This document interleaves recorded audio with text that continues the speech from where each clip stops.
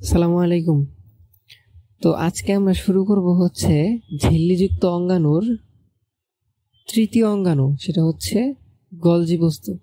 ঠিক আছে, সাইটোপ্লাজমীয় অঙ্গাণুর তৃতীয় ঝিল্লিযুক্ত অঙ্গাণু হচ্ছে গলজি বস্তু। তো চলো আমরা গলজি বস্তু নিয়ে একটু পড়াশোনা করি। তো গলজি বস্তুর শুরুতেই যেটা আসতেছে যে গলজি বস্তু কোথায় পাওয়া যায়, তাই না? তো গলজি বস্তু উদ্ভিদ ও প্রাণী দুই ধরনের কোষেই দেখা যায়।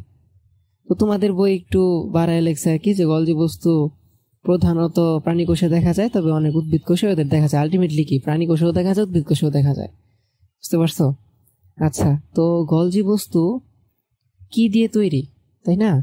গলজি বস্তুর গঠনটা আসলে কেমন? গলজি বস্তু হচ্ছে সিস্টার্নি ও ভেসিকল দিয়ে তৈরি।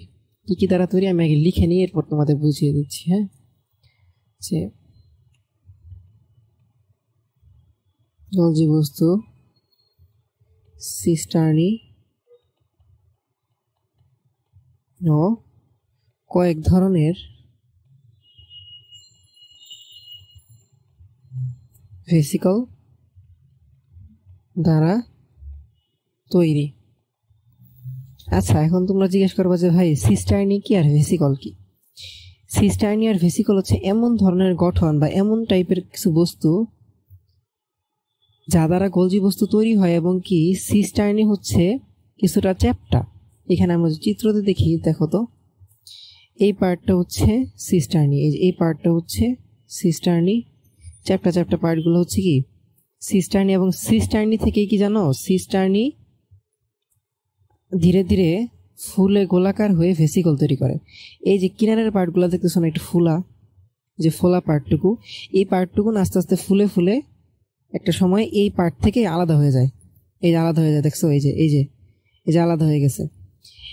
সো সিস্টার্নি থেকে কি একটা সময় ভেসিকল তৈরি হয়, সিস্টার্নির প্রান্ত থেকে ভেসিকল তৈরি হয়। সিস্টার্নি হচ্ছে চ্যাপ্টা থলের মতন, আর ভেসিকল হচ্ছে গোলাকার।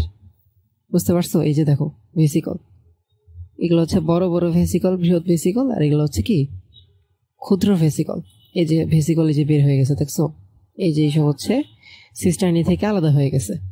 আমরা যদি আরেকটা চিত্র খেয়াল করি, এই যে থলের মতন চ্যাপ্টা, এগুলো কি সিস্টার্নি। আর সিস্টার্নি থেকে দেখো এই যে গোলাকার বস্তু বের হয়ে গেছে, এগুলো হচ্ছে ভেসিকল। এখন ভেসিকল দেখো কি কি আছে, ইনকামিং ট্রান্সপোর্ট ভেসিকল, তার মানে এটা এক টাইপের ভেসিকল। এটা কি জিনিস সেটা বুঝতে হবে না, জাস্ট বুঝো যে এটা একটা ভেসিকল।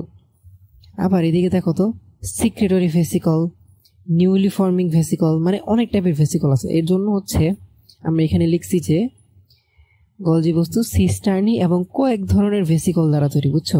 সিস্টার্নি এক টাইপেরই, বাট ভেসিকল অনেক ধরনের হইতে পারে।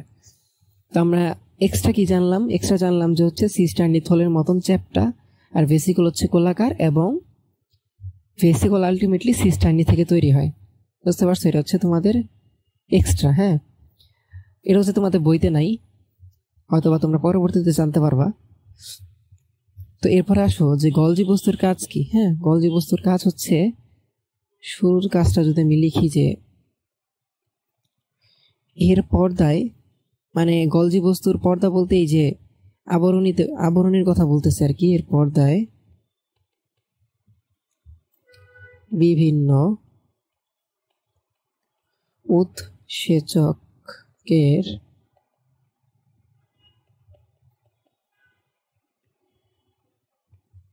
পানি বিয়োজন সম্পন্ন হয়। আমরা একটু এদিকে নিচে লেখা দিই, পানি বিয়োজন সম্পন্ন হয়।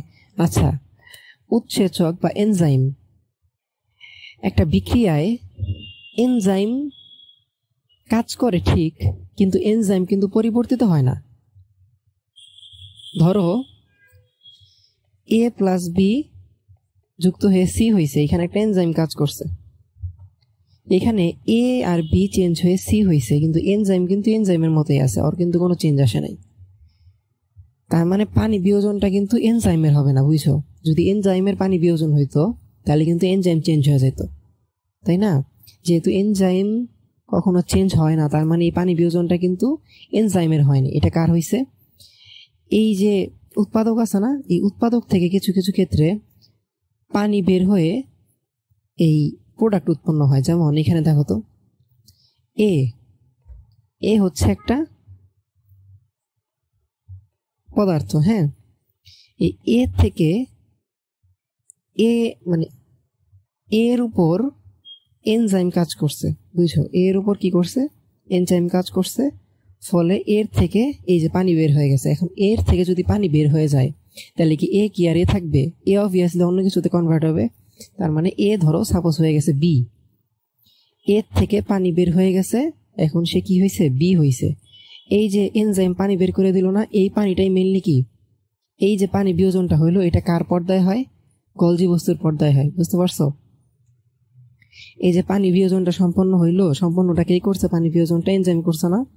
এই পানি বিয়োজনটা সম্পন্ন হয় কোথায়? গলজি বস্তুতে। আমি আরেকবার একটু বলি যে এ একটা পদার্থ, এ পদার্থ থেকে পানি বের হয়ে গেছে। পানি বের হইলে কি এ আর এ থাকলো? এ আর এ কিন্তু থাকলো না। এ অন্য একটা নতুন পদার্থ হইলো, সাপোজ ধরলাম ওই পদার্থের নাম হচ্ছে বি। হ্যাঁ, আর এই পানিটা বের কে করলো? পানি বের করলো হচ্ছে এনজাইম। কার পর্দায় বের করলো? কার পর্দায় এই পানি বিয়োজনটা সম্পন্ন হইল? গলজি বস্তুর পর্দায়। বুঝতে পারছো? তো এরপরে আসা হচ্ছে দ্বিতীয় কাজে। এই পার্টটা আমি মুছে দিই। হ্যাঁ, পার্টটা থেকে ওই পার্টটা ইজিয়ার। আচ্ছা, তো দ্বিতীয় কাজ হচ্ছে হরমোন নিঃসরণে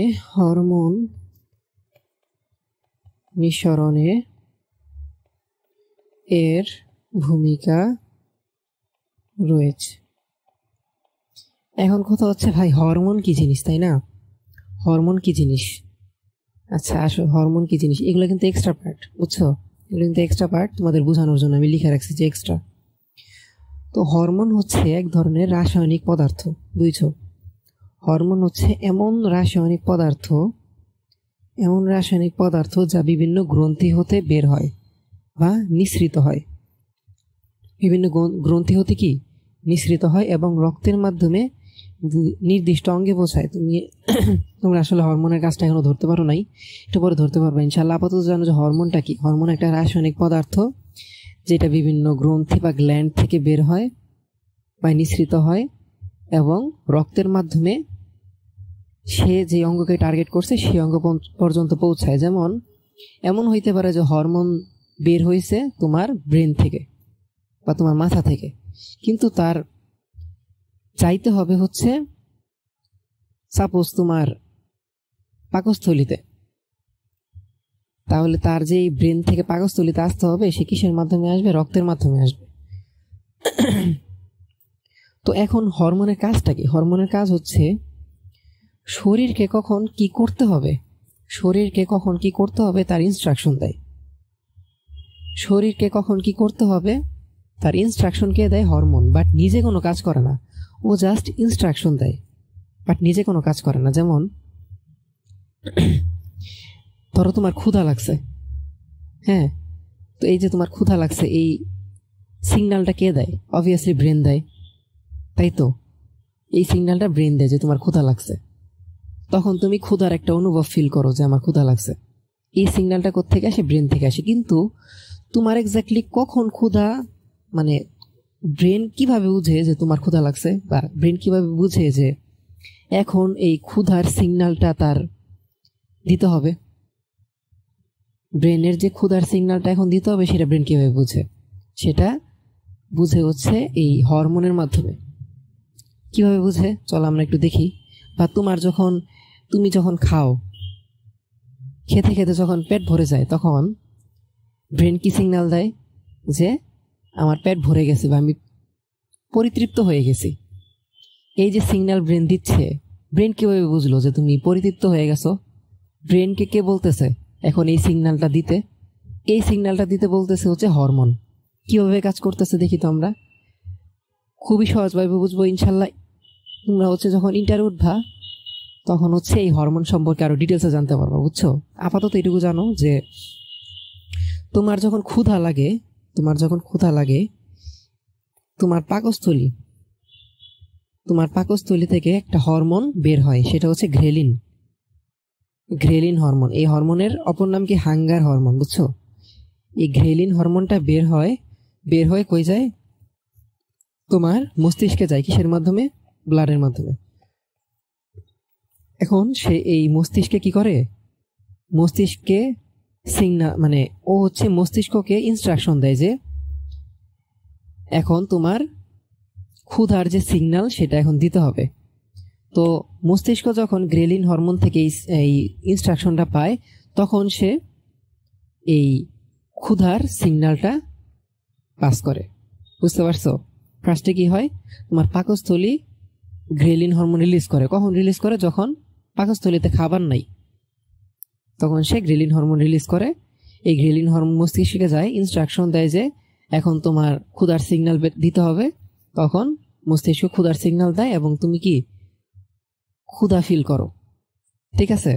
তো আবার অপরদিকে তোমার যখন মোটামুটি পেট ভরা বা তুমি যখন পরিতৃপ্ত, তখন তোমার যে শরীরের ফ্যাট টিস্যুগুলো আছে, ফ্যাট টিস্যুর ইংলিশ নেম হচ্ছে অ্যাডিপোজ টিস্যু। তোমার শরীরের যে ফ্যাট টিস্যুগুলো আছে, এই ফ্যাট টিস্যুগুলোর থেকে একটা হরমোন রিলিজ হয়, সেটা হচ্ছে লেপটিন। এই লেপটিন হরমোন কোথায় যায়? মস্তিষ্কে যায়। মস্তিষ্কে যায় মস্তিষ্ককে ইনস্ট্রাকশন দেয় যে তোমার এখন পরিতৃপ্ত হওয়া বা তোমার এখন পরিপূর্ণ হওয়ার একটা সিগন্যাল দিতে হবে। তখন কি করে মস্তিষ্ক? পরিপূর্ণ হওয়ার সিগন্যাল দেয়। তখন তুমি কি পেটটাকে ভরা ভরা ফিল করো। বুঝতে পারছো? তার মানে ক্ষুধা লাগলে কোন হরমোন কাজ করে? গ্রেলিন হরমোন কাজ করে। আর তোমার যখন ভরা ভরা অনুভব হয়, তখন কি লেপটিন হরমোন কাজ করে। বুঝতে পারছো? এই লেপটিন হরমোন যদি না কাজ করতো, তাহলে তুমি খাইতেই থাকতা, তোমার চর্বি জমতেই থাকতো। আলটিমেটলি তুমি যা খাইতা ওইটা কিন্তু তোমার অতিরিক্ত। লেপটিন হরমোন কাজ না করলে তুমি খাইতেই থাকতা, তোমার আর ওই তোমার যে পেট ভরে গেছে ওই ফিলটা তুমি পাইতা না। বুঝতে পারছো? আচ্ছা, তো এইটুকু জানা রাখো আপাতত হরমোন সম্পর্কে। এখন আসো হচ্ছে তৃতীয় কাজে। গলজি বোর্ডের পার্টটা খুব ছোট, বাট যে 3টা কাজের কথা লিখছে, এই 3টা কাজ যদি বুঝায় না দেই, মানে এই 3টা কাজের মধ্যে এমন কিছু ওয়ার্ড এসে পড়ছে যে ওয়ার্ডগুলো খুবই কমপ্লেক্স। বুঝতে পারছো? আচ্ছা, তো তৃতীয় লাইনটা হচ্ছে কোনো কোনো বিপাকীয় কাজের সাথে এরা সম্পর্কিত।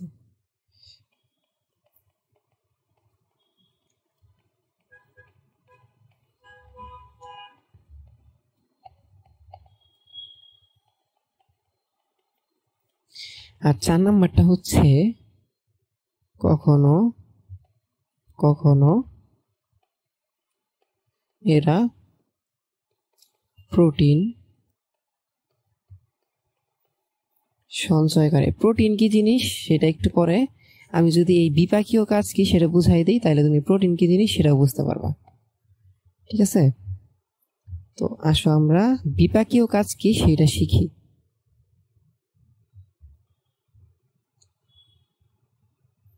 বিপাক ক্রিয়া, হ্যাঁ, বিপাক ক্রিয়ার ইংলিশ নেম হচ্ছে মেটাবলিজম। এই পার্টটা একটু মনোযোগ দিয়ে খেয়াল করো। বিপাক ক্রিয়ার ইংলিশ নেম হচ্ছে মেটাবলিজম।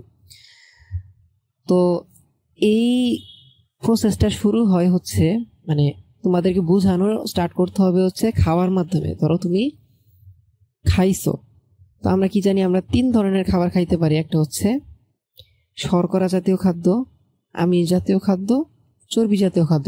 এগুলো আমরা আগে পড়ছি। তো শর্করা জাতীয় খাদ্যের মধ্যে কি কি আছে? ভাত, রুটি, ডাল। আমিষ জাতীয় খাদ্যের মধ্যে কি কি আছে? মাছ, মাংস, দুধ, ডিম, তাই না? আর চর্বি জাতীয় খাদ্যের মধ্যে কি কি আছে? মাখন, বাদাম, আর অনেক কিছু আছে, তাই না? তো এই 3 ধরনের খাদ্য আমরা খাই, শর্করা, আমিষ, চর্বি। এই শর্করার ইংলিশ নাম জানো কি? এই শর্করার ইংলিশ নাম হচ্ছে কার্বোহাইড্রেট। আমিষের ইংলিশ নাম কি? প্রোটিন। ওই যে একটু আগে বললা না, প্রোটিন সঞ্চয় করে, সেই প্রোটিন। আমিষের ইংলিশ কি? প্রোটিন। আর চর্বির ইংলিশ কি? লিপিড অথবা ফ্যাট। ঠিক আছে? তো তুমি যখন কোনো শর্করা জাতীয় খাদ্য খাও, তারা পরিপাক হয়ে কিসে কনভার্ট হয়? গ্লুকোজে কনভার্ট হয়, গ্লুকোজ। একইভাবে তুমি যখন আমিষ জাতীয় খাদ্য খাও, তখন সেটা পরিপাক হয়ে কিসে কনভার্ট হয়? অ্যামিনো অ্যাসিডে। অ্যামিনো অ্যাসিডে। আর তুমি যখন কোনো চর্বি জাতীয় খাদ্য খাও তখন সেটা কনভার্ট হয় কিসেতে? তখন সেটা কনভার্ট হয় ফ্যাটি অ্যাসিডে। Fatty acid. হ্যাঁ, তো এই প্রসেসটাকে বলে পরিপাক। এই প্রসেসটাকে কি বলে? পরিপাক। আমি জানি তোমরা কিছু বুঝো নাই, এখানে বুঝাই দিচ্ছি। এই যে এই চিত্রে খেয়াল করো, এই চিত্রে খেয়াল করো। ধরো তুমি ধরো তুমি একটু চিকন করে নেই, থিকনেস হচ্ছে, হ্যাঁ, ধরো তুমি হচ্ছে খাইছো শর্করা অথবা আমিষ অথবা চর্বি জাতীয় খাবার। তুমি হচ্ছে আমিষের ইংলিশটা মনে রাখবা, আমিষের ইংলিশ কি? প্রোটিন, মনে রাখো। হ্যাঁ, তো তুমি হচ্ছে হয় শর্করা জাতীয় খাবার খাইছো, ধরো রুটি খাইছো, আমিষ জাতীয় খাবারও খাইছো, ধরো মাংস খাইছো, চর্বি জাতীয় খাবারও খাইছো, ধরো বাদাম খাইছো বা বাটার খাইছো। ঠিক আছে, তুমি খাইলা। খাওয়ার পরে এই খাবারটা কোথায় যাবে জানো? এই যে এদিক দিয়ে আসবে, হয়তো বা দাগটা বোঝা যাচ্ছে না, আমি কালারটা নেই, ধর এদিক দিয়ে আসবে। হ্যাঁ, তোমার এই পাকস্থলিতে আসবে, পাকস্থলিতে আইসা আইসা আইসা আইসা এই যে এখানে আসলো। হ্যাঁ, আসার পরে এই যে এই পাকটা ঘুরবে, পাকটা ঘোরার পরে দেখো তো পাকের শেষ কোথায়? তোমার পায়ুপথে। তো তুমি যা খাইছো সবই কি তোমার পায়ুপথ দিয়ে বের হয়ে যায়? না। তো খাবারগুলো আলটিমেটলি কোথায় যাচ্ছে? এইটাই যদি হয় তোমার গতিপথ, খাওয়ার গতিপথ যদি হয় এইটা, তুমি খাওয়ার পরে যদি এই লাইন বরাবরই আসে, খাবারগুলা এই লাইন বরাবরই আসে, তাহলে আলটিমেটলি তার এন্ড ডেস্টিনেশন কোথায়? তোমার পায়ুপথে। কিন্তু আলটিমেটলি সব খাবার যদি পায়ুপথ দিয়ে এসে পড়তো তাহলে তুমি কি কোনো শক্তি পাইতা না। তাহলে আলটিমেটলি মাঝখানে কি হচ্ছে? মাঝখানে কি হচ্ছে, তাই না? এই যে জায়গাটা দেখতেছো না, এই যে জায়গা মেইনলি এই জায়গাতে দাঁড়াও, এই যে পথ দিয়ে তারা আসতেছে, এই পথ দিয়ে আসার সময়ই মনে রাখবা, এই গতিপথ দিয়ে আস্তে আস্তেই শর্করা গ্লুকোজে কনভার্ট হয়। শর্করা কিসে কনভার্ট হয় বা কিসে পরিণত হয়? গ্লুকোজে পরিণত হয় এই পথ দিয়ে আস্তে আস্তেই। কিভাবে? এই পথ দিয়ে আস্তে আস্তে কিছু এনজাইম বা কিছু উৎসেচকের কাজের দ্বারা এই শর্করা ভাঙতে ভাঙতে গ্লুকোজে কনভার্ট হয়। ঠিক আছে, সেম ভাবে এই পথ দিয়ে আস্তে আস্তে আমিষ এর সাথে কনভার্ট হচ্ছে, আমিষ পরিণত হচ্ছে অ্যামিনো অ্যাসিডে। ঠিক একইভাবে এই পথ দিয়ে আস্তে আস্তে এই পথ বলতে কিন্তু আমি পুরো পথটা বোঝাচ্ছি। হ্যাঁ, পথ দিয়ে আস্তে আস্তে এই পরিপাক সম্পর্কে তোমরা তোমাদের বই পঞ্চম অধ্যায়ে জানতে পারবা, বুঝছো? তো আপাতত এটুকু জানো যে এই পথ দিয়ে আস্তে আস্তেই চর্বি ফ্যাটি অ্যাসিডে পরিণত হচ্ছে। তার মানে এই পথ দিয়ে আস্তে আস্তে এনজাইমের কাজের ফলে, এনজাইমের ক্রিয়ার ফলে শর্করা ভেঙে হচ্ছে গ্লুকোজ, আমিষ ভেঙে হচ্ছে অ্যামিনো অ্যাসিড, আর চর্বি ভেঙে হচ্ছে কি? Fatty acid. ওকে, তো ধরো এই পর্যায়ে মোটামুটি সবাই হচ্ছে এখন কনভার্ট হয়ে গেছে গ্লুকোজে, অ্যামিনো অ্যাসিডে আর ফ্যাটি অ্যাসিডে। এই যে লাস্ট এই লুপটাতে এসে ধরো কোনো শর্করা নাই, সব গ্লুকোজ হয়ে গেছে, কোনো আমিষ নাই, সব অ্যামিনো অ্যাসিড হয়ে গেছে, কোনো চর্বি নেই, ফ্যাটি অ্যাসিড হয়ে গেছে। তো এই যে তারা গ্লুকোজ হলো, অ্যামিনো অ্যাসিড হলো, ফ্যাটি অ্যাসিড হলো, এখন তারা কি করবে জানো? এই জায়গাটার নাম কি জানো? এই যে আমি যে এখানে গোল করছি, এই জায়গাটার নাম হচ্ছে ইন্টেস্টাইন বা অন্ত্র। এই জায়গাটাতে এসে তারা হচ্ছে অন্ত্র দ্বারা শোষিত হবে। এই glucose, amino acid, fatty acid এগুলা কি তোমার অন্ত্রের মাধ্যমে শোষিত হয়ে রক্তে যাবে। কিভাবে? আমরা গ্লুকোজেরটা দেখি। এই যে দেখো, এই যে এখানে দেখো, glucose enters blood stream, blood মানে কি? রক্ত, ফ্রম ইন্টেস্টাইন। ধরো এই যে এখানে ধরো ওই নালী, সাপোজ এখানে ধরো ওই নালীর থেকে নালী কি করতেছে? এই গ্লুকোজটা শোষণ করে কোথায় ট্রান্সফার করতেছে? এই ব্লাডে। বুঝতে পারছো? এই ব্লাড তোমার এই গ্লুকোজ, অ্যামিনো অ্যাসিড, ফ্যাটি অ্যাসিডকে কই কই পাঠাই দিচ্ছে জানো? এই ব্লাডের মাধ্যমে কই যাচ্ছে? এই যে ব্লাডের মাধ্যমে, সাপোজ এই গ্লুকোজ দিয়ে আমরা উদাহরণ দিই, সাপোজ এই যে গ্লুকোজ, দেখছো গ্লুকোজ, এই গ্লুকোজ ব্লাড দিয়ে যে আলটিমেটলি কোষে প্রবেশ করবে, তোমার কোষে। এই যে সেল, এই যে তোমার সেল, দেখছো কোথায় প্রবেশ করতেছে? তোমার কোষে প্রবেশ করতেছে। তার মানে কি, প্রথমে তুমি শর্করা জাতীয় একটা দিয়ে আমি উদাহরণ দিই, অ্যামিনো অ্যাসিড, ফ্যাটি অ্যাসিড আপাতত সাইডে রাখো, ঠিক আছে? তুমি ফার্স্টে শর্করা জাতীয় খাদ্য খাইছো, ধরো তুমি রুটি বা ভাত খাইছো, খাওয়ার পরে সেটা নিচের দিকে নামতেছে, খাওয়ার পর নিচের দিকে নামতেছে, নামতে নামতে নামতে নামতে তারা কি শর্করা থেকে কি হচ্ছে? গ্লুকোজে কনভার্ট হচ্ছে। তো এই গ্লুকোজ যখন অন্ত্রে আসে বা ইন্টেস্টাইনে আসে, এই অন্ত্র কি করে? এই গ্লুকোজটাকে শোষণ করে কোথায় পাঠায়? তোমার ব্লাডে পাঠায়। এই ব্লাড কি করে? তোমার এই গ্লুকোজটাকে সারা দেহে পরিবহন করে এবং কোষে কোষে পৌঁছায় দেয়। বুঝতে পারছো? এই ব্লাড কি করে? তোমার এই গ্লুকোজকে কোষে কোষে পৌঁছায় দেয়। এই যে কোষে কোষে পৌঁছাইলো না, এই যে এইটুকু পর্যন্ত আসো, যে এই যে শর্করা থেকে গ্লুকোজ হইলো, আমিষ থেকে অ্যামিনো অ্যাসিড হইলো, চর্বি থেকে ফ্যাটি অ্যাসিড হইলো, এই পার্টটুকু হচ্ছে পরিপাক। এই পার্টটুকু কি পরিপাক। এবং পরবর্তীতে যে গ্লুকোজ শোষিত হইল অন্ত্রের মাধ্যমে, অ্যামিনো অ্যাসিড শোষিত হইলো, ফ্যাটি অ্যাসিড শোষিত হয়ে ব্লাডে গেল, ব্লাডে যাওয়ার পরে কোষে গেল, এই প্রসেসগুলো হচ্ছে বিপাক। বুঝছো?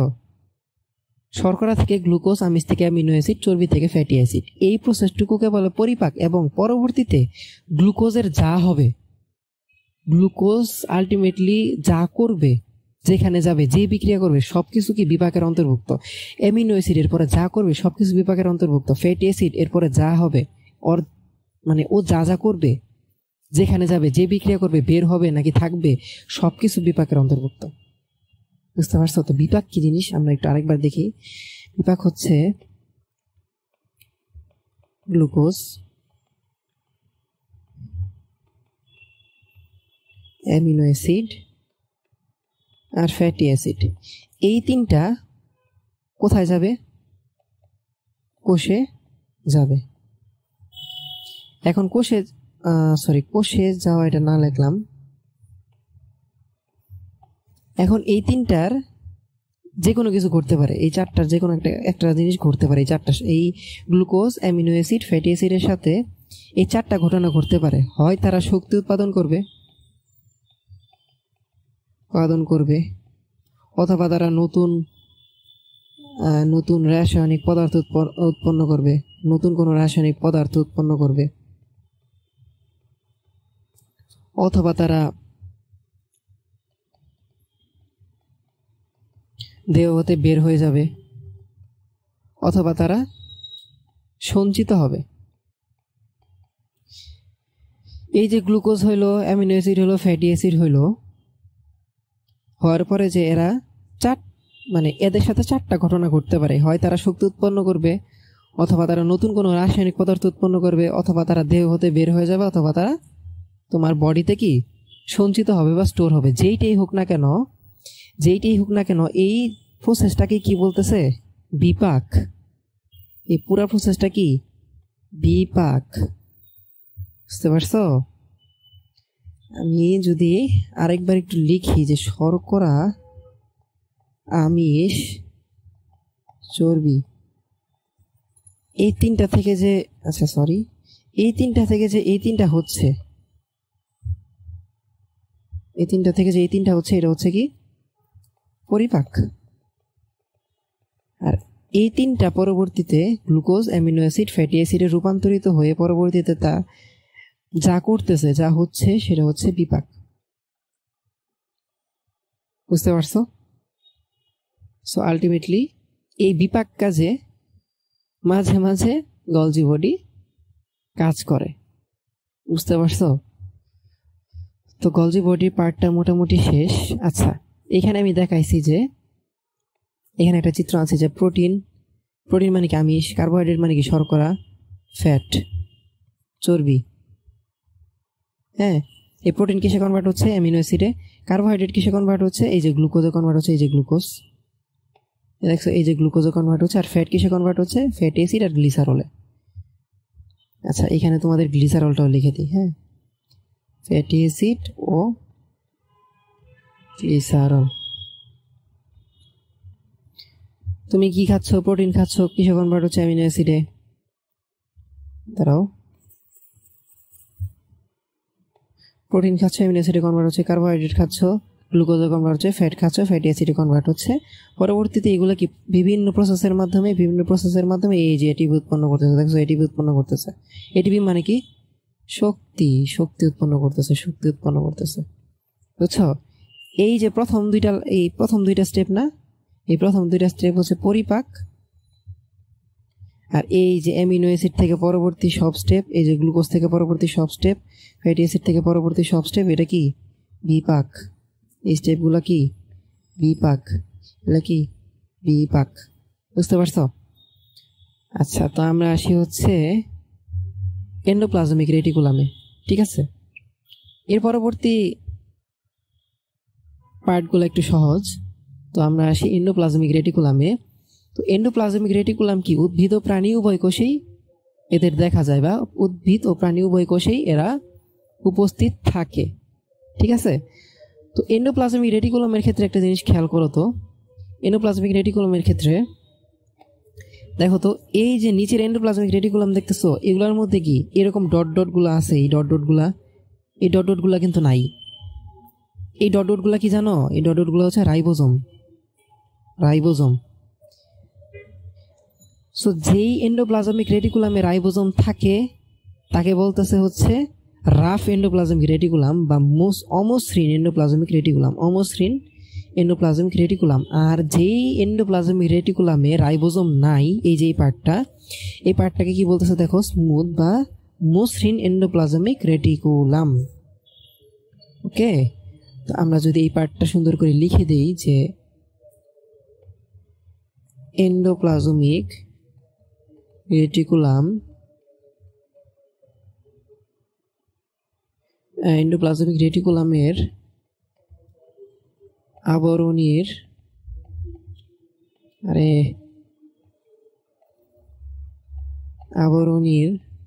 গায়ে রাইবোজোম লেগে থাকলে তাকে অমসৃণ এন্ডোপ্লাজমিক রেটিকুলাম। আচ্ছা, তাকে বলে অমসৃণ এন্ডোপ্লাজমিক রেটিকুলাম। আর এন্ডোপ্লাজমিক, আচ্ছা এই পার্টটা আমি যদি কাট করে আনি,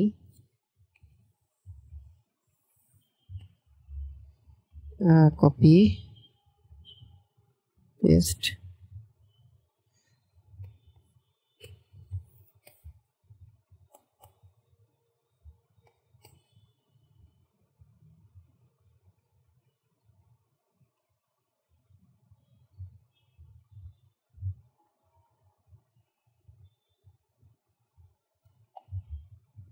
যে এন্ডোপ্লাজমিক রেটিকুলামের গায়ে রাইবোজোম লেগে না থাকলে, এই যে না থাকলে তাকে বলে মসৃণ এন্ডোপ্লাজমিক রেটিকুলাম না? ঠিক আছে, তো এখন আসো হচ্ছে এই যে এন্ডোপ্লাজমিক রেটিকুলামের গায়ে মাঝে মাঝে কি রাইবোজোম লেগে থাকে। এখন যেহেতু রাইবোজোম লেগে থাকে, রাইবোজোমের কাজ কি জানো? প্রোটিন বা আমিষ তৈরি করা। প্রোটিন কি তৈরি করা? এর জন্য কি এন্ডোপ্লাজমিক রেটিকুলামে প্রোটিন সংশ্লেষণ বা তৈরি হয়ে থাকে। কারণ কি এন্ডোপ্লাজমিক রেটিকুলামের গায়ে রাইবোজোম থাকে। বুঝতে পারছো? তাহলে আমরা কাজগুলো লিখে দিই তোমাদের। কাজ, এন্ডোপ্লাজমিক রেটিকুলামের কাজ,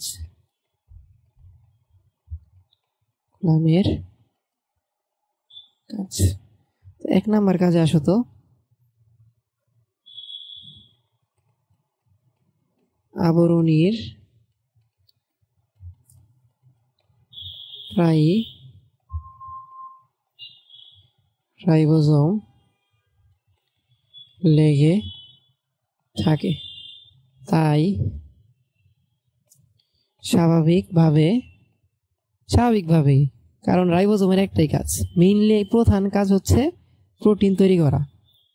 তোর এন্ডোপ্লাজমিক রেটিকুলামের গায়ে রাইবোজোম লেগে থাকলে তো অবভিয়াসলি এন্ডোপ্লাজমিক রেটিকুলামের সাথে তো প্রোটিন তৈরি সম্পর্ক অবশ্যই থাকবে, তাই না? তাই স্বাভাবিকভাবে এসব স্থানে প্রোটিন সংশ্লেষণ ঘটে বা প্রোটিন সংশ্লেষণের ঘটনা ঘটে। বুঝতে পারছো? আমরা আরেকটা পেজ অ্যাড করি। তো 2 নম্বর পয়েন্ট কি? 2 নম্বর পয়েন্ট হচ্ছে কখনো কখনো এরা বা এন্ডোপ্লাজমিক রেটিকুলাম প্লাজমা মেমব্রেনের সাথে ডিরেক্ট যুক্ত থাকে। বুঝছো? প্লাজমা মেমব্রেনের সাথে যুক্ত থাকে,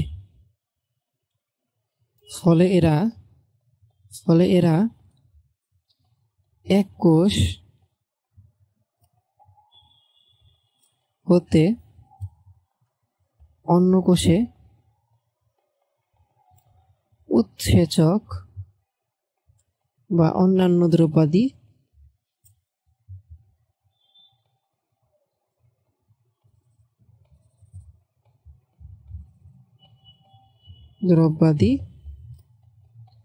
পরিবহনে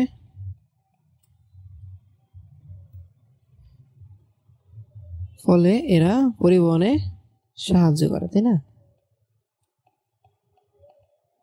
অথবা এরা দ্রব্যাদি পরিবহন করে, সাহায্য করে লিখলেও ভুল, পরিবহন করে। কিভাবে করে আমি একটু দেখি তো। এই যে দেখছো, এটা হচ্ছে তোমার এন্ডোপ্লাজমিক রেটিকুলাম। এই যে দেখো, এই যে লাল, এই যে এন্ডোপ্লাজমিক রেটিকুলাম। এই এন্ডোপ্লাজমিক রেটিকুলাম দেখো ডিরেক্টলি এই যে সেল মেমব্রেন, এটা হচ্ছে ধরো সেল মেমব্রেন, এই সেল মেমব্রেনের সাথে ডিরেক্টলি যুক্ত। তাহলে কি ধরো এই যে এখান দিয়ে কোনো দ্রব্যাদি এই এন্ডোপ্লাজমিক রেটিকুলামের মাধ্যমে প্রবেশও করতে পারে, আবার এন্ডোপ্লাজমিক রেটিকুলামের মাধ্যমে কি একটা দ্রব্যাদি বের হয়েও যেতে পারে। বুঝছো? মানে এক কোষ থেকে আরেক কোষে দ্রব্যাদি পরিবহনের কাজ কি করতে পারে?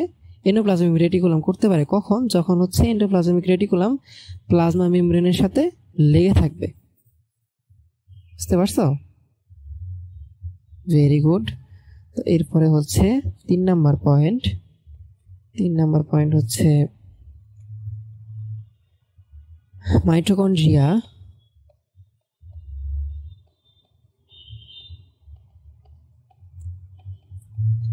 কোষ গহ্বর সৃষ্টিতে এর গুরুত্বপূর্ণ ভূমিকা রয়েছে।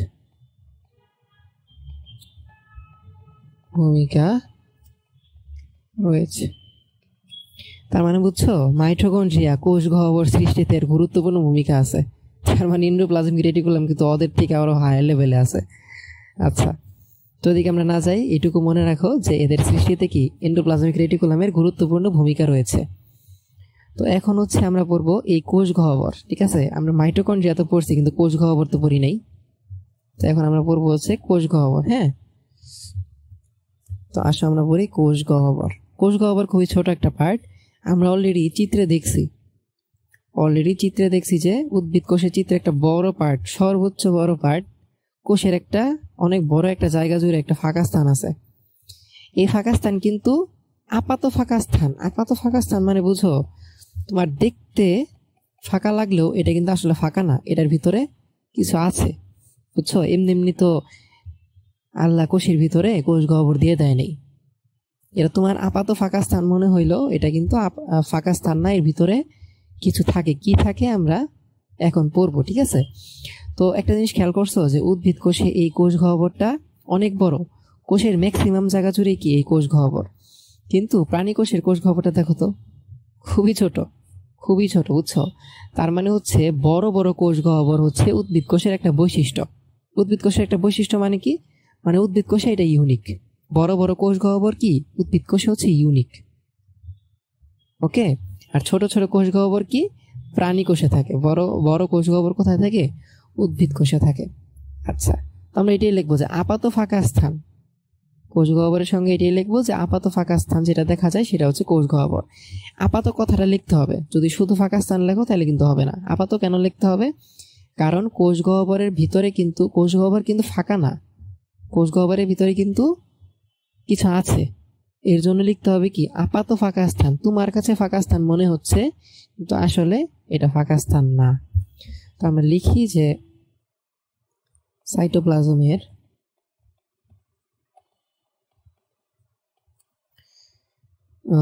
সাইটোপ্লাজমে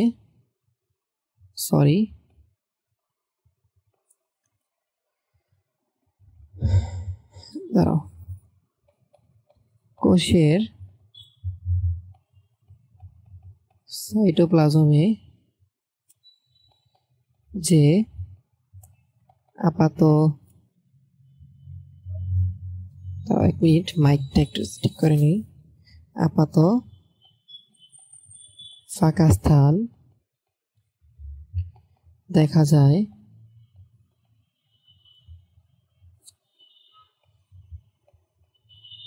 তাকে বলে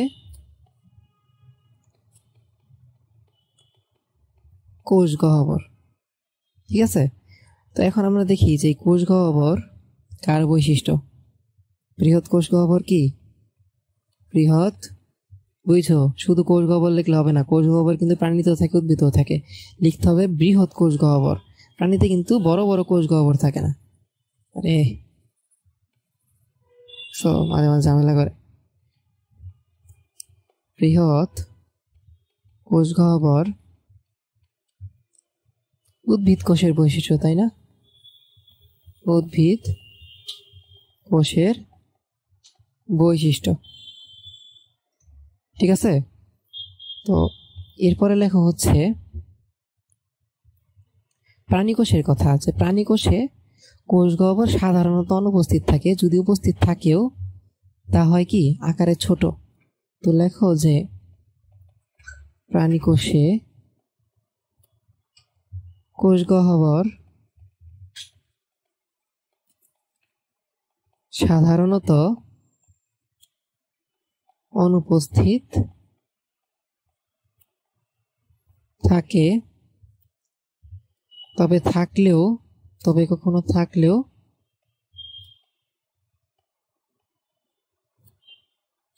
তা আকারে ছোট হয়। বুঝতে পারছো? আচ্ছা, তো এরপরে আসো হচ্ছে কাজ। কোষ গহ্বরের কাজে আসি আমরা, সেটা হচ্ছে কোষ গহ্বরের প্রধান কাজ হচ্ছে কোষরস ধারণ করা। প্রধান কাজ কি? এর প্রধান কাজ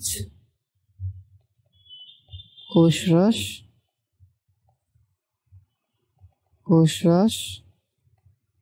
ধারণ করা।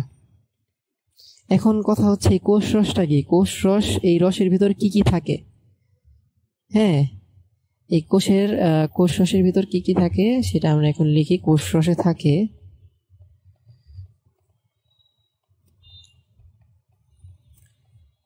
কি কি থাকে? কোষরসে থাকে হচ্ছে বিভিন্ন অজৈব লবণ থাকে, তারপরে হচ্ছে আমিষ থাকে। আমিষ কি জিনিস আমরা পড়ছি একটু আগে, প্রোটিন।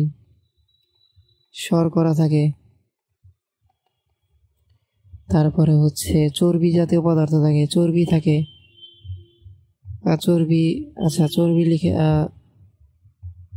চর্বি জাতীয় পদার্থ লিখো, চর্বি জাতীয় পদার্থ থাকে। আমরা হচ্ছে আরেকটা পেজ অ্যাড করি, চর্বি জাতীয় পদার্থ থাকে। দাঁড়াও, এই পার্টে আচ্ছা আরেকটা পেজ আসলে মনে হয় দরকার নেই, এইটাকে একটু সাইডে আনি, এইটাকে একটু উপরে নিয়ে যাই, তাহলে হচ্ছে আমরা একটু জায়গা পাবো। বেশি লেখা নাই, এই পার্টটা আর একটু উপরে নিয়ে যাই।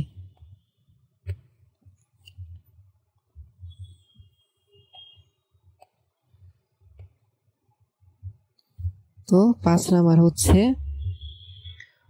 জৈব অ্যাসিড থাকে। 6 নাম্বার হচ্ছে রঞ্জক পদার্থ থাকে। রঞ্জক পদার্থ কি জিনিস আমরা প্লাস্টিকে পড়ছি, তাই না? আর হচ্ছে আমাদের কমন পদার্থ পানি থাকে। এই 7টা পদার্থ কি এই কোষরসে থাকে। এই কোষরসটাকে ধারণ করে এই কোষ গহ্বর। বুঝতে পারছো? তো কোষ গহ্বর আমাদের শেষ। এখন আমরা আসি হচ্ছে লাইসোজোম। লাইসোজোমের কাজটা একটু ইন্টারেস্টিং। লাইসোজোমের কাজটা ইন্টারেস্টিং যে দাঁড়া এক মিনিট।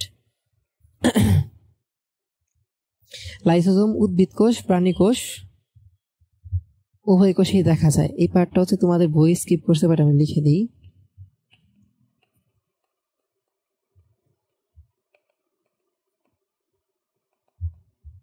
কোষ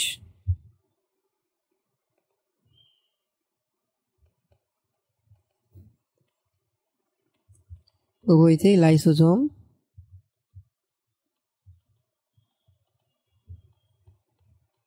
পাওয়া যায়। হ্যাঁ,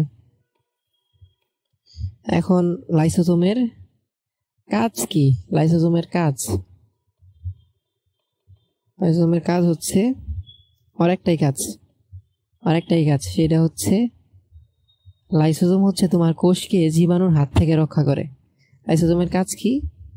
জীবকোষকে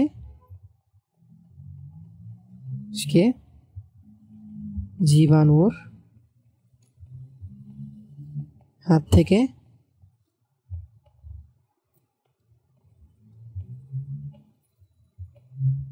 রক্ষা করে। ধরো সাপোজ তোমার কোষে একটা ব্যাকটেরিয়া বা একটা ভাইরাস আক্রমণ করলো। এই ব্যাকটেরিয়া বা ভাইরাস আক্রমণ করলেও এই ব্যাকটেরিয়া বা ভাইরাসকে কে মেরে ফেলে? লাইসোজোম মেরে ফেলে। আমাদের আশেপাশে এত পরিমাণ ব্যাকটেরিয়ার ভাইরাস আছে, যদি এই প্রোটেক্টিভ সিস্টেম আমাদের দেহে না থাকতো, এই লাইসোজোম না থাকতো, বা আমাদের হোয়াইট ব্লাড সেল, পরবর্তীতে পড়বা এই লাইসোজোম, হোয়াইট ব্লাড সেল, এই ধরনের প্রতিরক্ষা ব্যবস্থা যদি আমাদের দেহে না থাকতো, তাহলে কিন্তু আমরা ফ্রিকুয়েন্টলি রোগে আক্রান্ত হইতাম। আমাদের আশেপাশে যে পরিমাণ ব্যাকটেরিয়া আর যে পরিমাণ ভাইরাস, বুঝতে পারছো? তো আমাদের জীবকোষকে জীবাণুর হাত থেকে রক্ষা করে কে? এই লাইসোজোম। তো লাইসোজোমটা একটু কেমন দেখতে আমরা একটু দেখি। লাইসোজোমটা দেখবা একটা মেমব্রেন দ্বারা আবৃত। দেখছো এই যে নীল পার্টটা দেখতেছো না, এটা হচ্ছে লাইসোজোমের আবরণী। লাইসোজোমের কি আবরণী? মেইনলি ওর যে মানে ওর অস্ত্র কি জানো? এনজাইম মানে কি? তোমরা যেটা পড়ছো উৎসেচক। এই এনজাইম হচ্ছে ওর মেইন অস্ত্র। এই এনজাইম দিয়ে কি করে জানো? ও হচ্ছে যে কোনো কিছুকে ভেঙে ফেলতে পারে। ও শুধু জীবাণু ভাঙে এরকম না, ও যে কোনো কিছুকেই ভাঙতে পারে। বুঝছো? ও যে কোনো কিছুকেই ভাঙতে পারে। তো জীবাণুরও ভাঙতে পারে, কোনো মানে তার আশেপাশে যেই থাকবে তাকেই সে ভাঙতে পারে। মূলত এই কারণেই এই মেমব্রেনটা আছে। তুমি একটা জিনিস চিন্তা করো, এই এনজাইম যদি ধরো সাপোজ এই এনজাইম মাইটোকন্ড্রিয়ার সংস্পর্শে আসলো, তো এই এনজাইম কি মাইটোকন্ড্রিয়াকে ভাঙে ফেলবে? এটা কি আমরা চাই? কখনোই না। আমরা নিজ কোষের নিজ অঙ্গাণু ভাঙুক, এটা আমরা চাই না, তাই তো? এর জন্য হচ্ছে এই এনজাইমগুলা কি একটা আবরণী দিয়ে আবৃত, যাতে এই এনজাইমগুলা নিজ কোষের অন্যান্য অঙ্গাণুগুলা ধ্বংস করতে না পারে। যেমন লাইসোজোমের যে এনজাইম আছে, এই এনজাইম কিন্তু প্লাস্টিড, মাইটোকন্ড্রিয়া, অন্যান্য যে অঙ্গাণু, এই অঙ্গাণুগুলো কিন্তু ভাঙে ফেলাইতে পারে। এটা যাতে না হয় এর জন্যই এই পর্দা বা আবরণী দেওয়া আছে। এই পর্দা বা আবরণীর ভিতরে কি থাকে? এনজাইমগুলো থাকে। এখন কথা হচ্ছে যে জীবাণু যখন আসে তখন কি হয়? এটুকু তো বুঝতেছো যে তারা জীবাণুকে ভেঙে ফেলে, বা তোমাদের বই একটা ওয়ার্ড ইউজ করছে যে তারা হজম করে ফেলে। লাইসোজোম কি করে? এই জীবাণুগুলোকে হজম করে ফেলে। কিসের মাধ্যমে? এই উৎসেচকের মাধ্যমে। ঠিক আছে? তো দেখো তো কি হয় এখানে দেখো তো, ধরো একটা ব্যাকটেরিয়া, সাপোজ এই যে ব্যাকটেরিয়াটা আসছে, এই ব্যাকটেরিয়া তোমার শরীরে আসার পরে এইটা হচ্ছে তোমার লাইসোজোম। এই যে তোমার লাইসোজোম, বুঝছো? এই তোমার লাইসোজোম, আর এই হচ্ছে তোমার ব্যাকটেরিয়া। ঢুকার পরে দেখো কি করছে লাইসোজোম? এই ব্যাকটেরিয়াকে খেয়ে ফেলছে। লাইসোজোম কি করছে? এই ব্যাকটেরিয়াকে তার নিজের মধ্যে নিয়ে ফেলাইছে, নিজের দেহের ভিতরে নিয়ে ফেলছে, খেয়ে ফেলছে। তো খেয়ে ফেলার পরে এই যে লাইসোজোমের ভিতরে যে এনজাইমগুলো থাকতেছে না, এই এনজাইম এই জীবাণুকে তার ভিতরে পায়া ভেঙে ওই পুরো টুকরা টুকরা করে ফেলছে। দেখছো এই যে দেখো টুকরার, এই যে দেখো টুকরা, এই যে দেখো দাঁড়াও, এই যে দেখছো এই যে টুকরা, এই যে টুকরা, এই যে টুকরা। কই ছিল লাল একটা গোলাকার সুন্দর জিনিস, এটারে ভাঙ্গা এই টুকরা বানায় ফেলাইছে। তার মানে কি, একটা জীবাণু আসলে লাইসোজোম সেটাকে ভক্ষণ করে, খেয়ে ফেলে। খেয়ে ফেলার পরে তার ভিতরে নিয়ে যায়, ভিতরে নেওয়ার পরে এই এনজাইম তাকে ভেঙে টুকরা টুকরা করে ফেলে, বা তোমার বইয়ের ভাষায় কি পরিপাক করে ফেলে, হজম করে ফেলে, হজম করে ফেলে। বুঝতে পারছো? পরবর্তীতে এই যে দেখো এই এক্সট্রা পার্টগুলা সেল থেকে বের হয়ে গেছে। সেল কি করছে, এই জীবাণুর যে এক্সট্রা পার্ট, ভাঙা পার্টগুলাকে বের করে দিছে, অতিরিক্ত ওয়াস্ট বা বর্জ্য পদার্থগুলো বের করে দিছে। ঠিক আছে, এটা হচ্ছে লাইসোজোমের কাজ। আমরা একটু যদি একটু লিখে দিই, হ্যাঁ লিখে দিই, কাজ তো একটাই। এখন আমরা হচ্ছে এই কাজের ব্যাখ্যাটা করি। কাজের ব্যাখ্যা করি যে লাইসোজোমের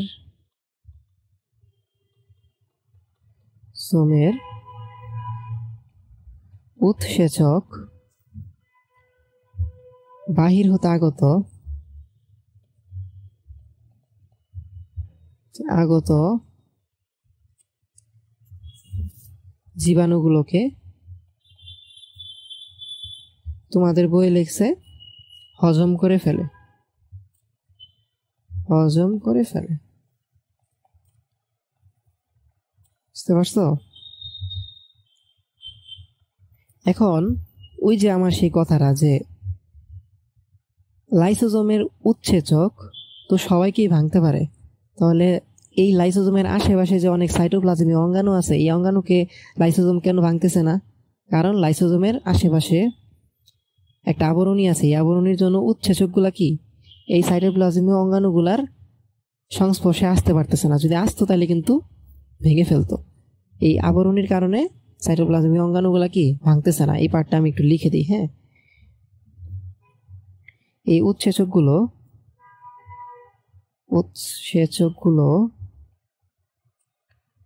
একটি পর্দা দিয়ে আলাদা করা থাকে, তাই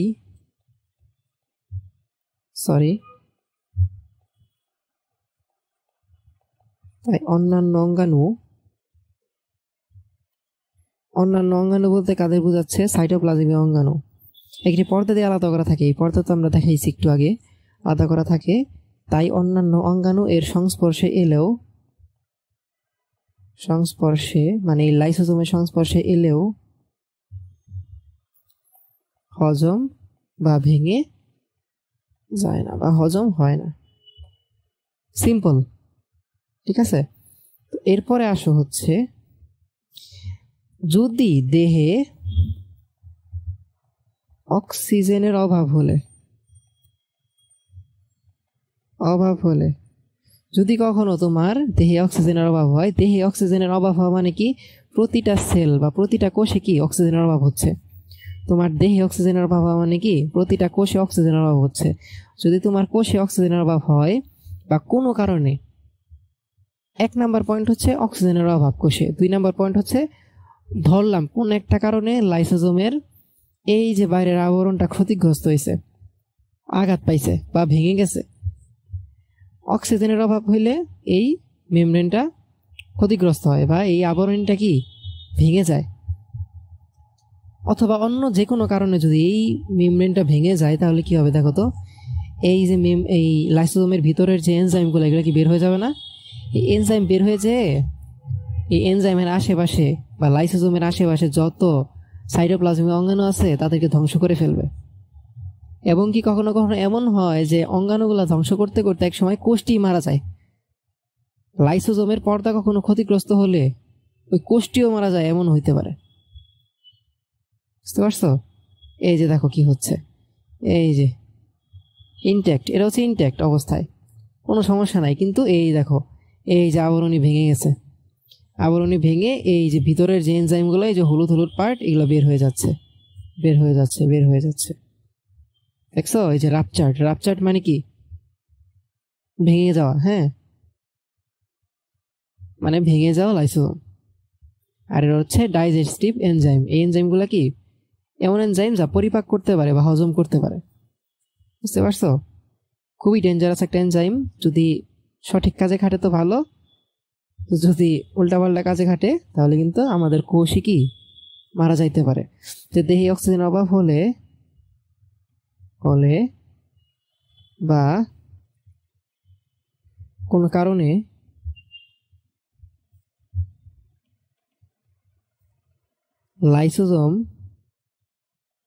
লাইসোজোমের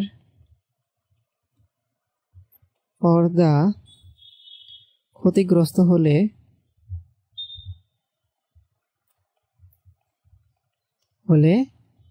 এর আশেপাশের অঙ্গগুলো নষ্ট হয়ে যায়,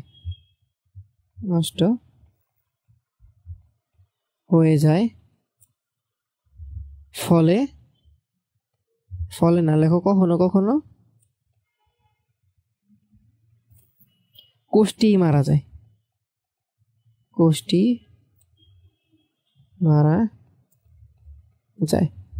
তার মানে বুঝছো, আশেপাশের অঙ্গাণুগুলো নষ্ট হয়ে যেতে পারে।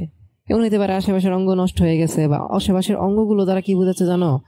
আশেপাশের অঙ্গগুলো দ্বারা বোঝাচ্ছে সাইটোপ্লাজমীয় অঙ্গাণু।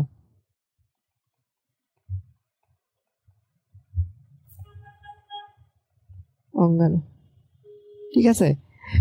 মাঝে মাঝে সাইটোপ্লাজমীয় অঙ্গাণু নষ্ট হয়, কিন্তু কোষটা সম্পূর্ণভাবে মারা যায় না। কিন্তু এমনও হইতে পারে যে সাইটোপ্লাজমীয় অঙ্গাণু মারা যাইতে যাইতে সম্পূর্ণ কোষটাই মারা গেছে। ঠিক আছে। তো আজকে এই লাইসোজোমের মাধ্যমে আমাদের ঝিল্লিযুক্ত অঙ্গাণু, সাইটোপ্লাজমের যে ঝিল্লিযুক্ত 6টা অঙ্গাণু ছিল, এই 6টা অঙ্গাণুর ব্যাখ্যা করা আমাদের মোটামুটি শেষ। আমরা পরের ক্লাস থেকে ইনশাআল্লাহ ঝিল্লিবিহীন যে অঙ্গাণু আছে 3টা, এই ঝিল্লিবিহীন অঙ্গাণু থেকে আমরা ইনশাআল্লাহ পরবর্তী ক্লাস শুরু করব। তো আজকে এই পর্যন্ত থাক। আল্লাহ হাফেজ, আসসালামু আলাইকুম।